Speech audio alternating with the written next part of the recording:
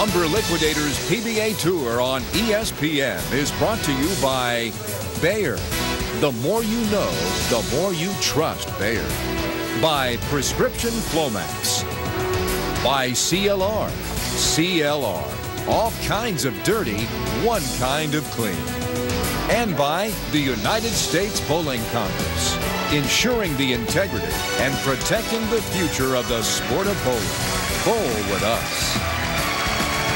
You know, when you come to Baltimore, you are contractually obligated to eat crab in some way, shape, or form. I'm with you. They put it on everything. Take a look at the updated bracket. And your 3 seed, Parker Bone III, the lefty, has moved on to take on the big righty, Wes Malott, your 2 seed. And Wes Malott in first place right now, the Denny's Player of the Year standings. If he wins today, he goes up to 38 points, 14 more than number 2 seed, or number 2 man, Norm Duke. A lot of bowling left in this season, but that just goes to show you what kind of campaign Wes Malott has put together already. Parker Bone III will start us off here in match number 2. In match number 1, he led off with a 4-bagger.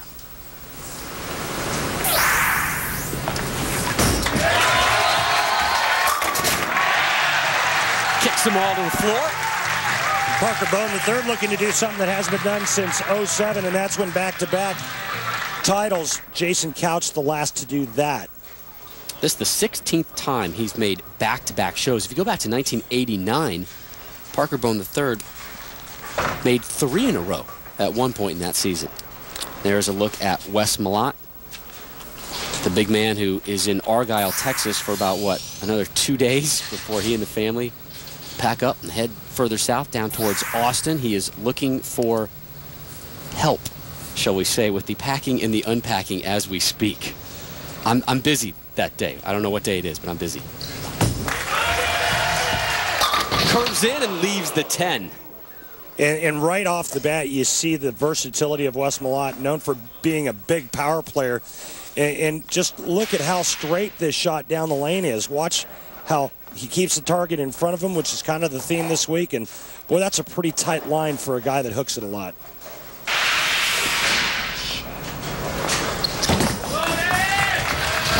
Malott has made the telecast on 4 of the 5 named animal patterns this season. He missed last week on the cheetah pattern. He finished 4th on the viper, 3rd on the chameleon, 1st on the scorpion, and he is the number 2 seed this week here on the shark.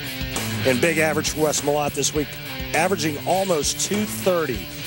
And you would think that when the scores are pretty medium, averaging 230, you'd win a lot more games in match play. He only went 10-8. He won on this shark pattern at the 2005 Mile High Classic, which also happened to be his first ever Lumber Liquidators PBA title. Oh, baby, don't give me that. Don't do that.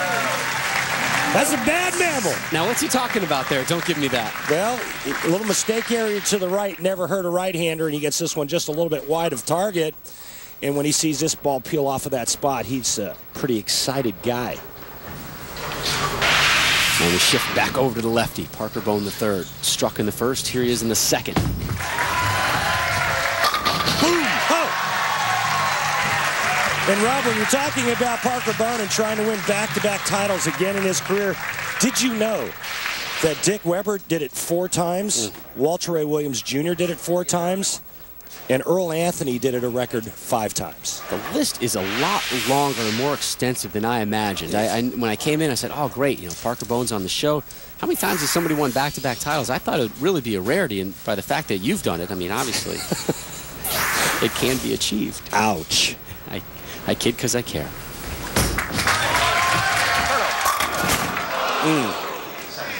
7 pins shy of a 3-bagger. Better shot.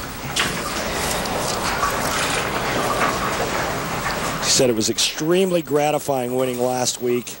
Feels like he made a statement. Right now, Parker Bone III throwing it very well. Perfect on single pin spare conversions this week. Parker picks up the spare. Wes Malott up next, and he has a different way how he targets the pocket. Well, when I start my stance, I'm looking at my break point down the lane. And as I start my approach, my eyes drift back to the foul line, and by the time I get to the foul line, I'm actually looking at the foul line and imagining where I want my ball to cross at my target at the foul line, and from there it's pretty much all a field game. Keep a close watch on his eyes and what his eyes do during the approach.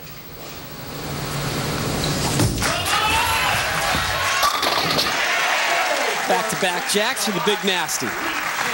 Rob, I went to Okinawa, Japan with Wes Malott this past summer, and he tried explaining his targeting system, and I didn't get it then. I can only tell you that it's unique, it works for him, and he is just a field player. He doesn't practice a lot. His part-time roommate, Dino Castillo, wanted me to make a point to mention that Wes Malott doesn't practice a lot. He's just one of those guys that doesn't have to. One of the reasons he doesn't practice a lot, an achy back. Boom, another jack for the big nasty. You know, back in 1999, he actually worked for FedEx. He was a warehouse worker, and that's when the achy back problems really began, and it was haunting him and really stalking him in the early part of the season. He was telling us, I'm going to get massages, I'm doing the chiropractor, I'm stretching. He's doing everything he can to maintain himself, and whatever he's doing is working right now. After an opening spare, he is 3 consecutive strikes. Oh, bad break there. But, Rob, are you sure Wes isn't just using that as an excuse not to move any furniture? You may be onto something there, my friend. You know, we better look into that. Yeah, tough break here for Parker Bone III. Watch the bowling ball go right past the A-pin right here. Second time today we've seen the 8-pin stand. Happened to Carolyn Dorn-Ballard earlier in the afternoon. Parker sends that to the back room.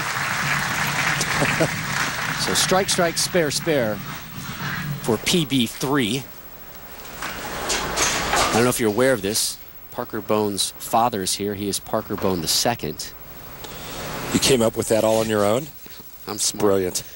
That Colgate education to use.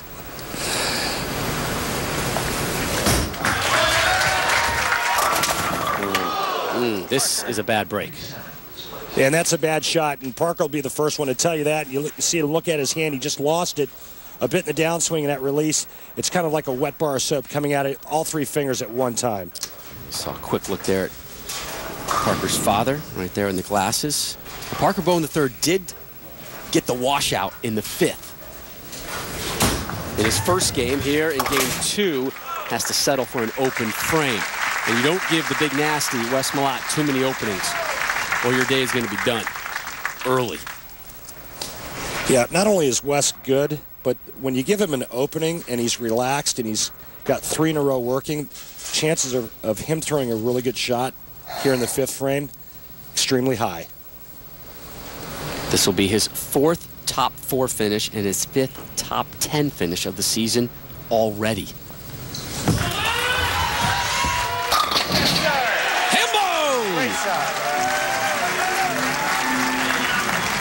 Mark Roth wanted me to tell you that that's a 4-bagger.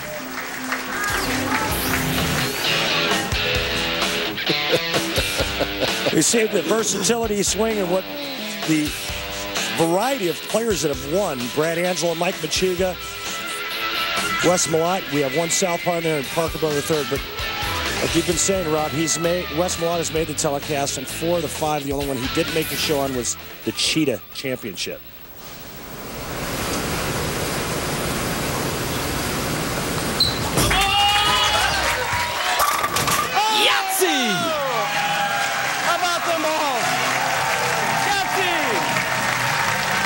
In a row for Malott, the conclusion of Wes Malott and Parker Bone III when ESPN's live coverage of the Lumber Liquidators Shark Championship returns to Baltimore.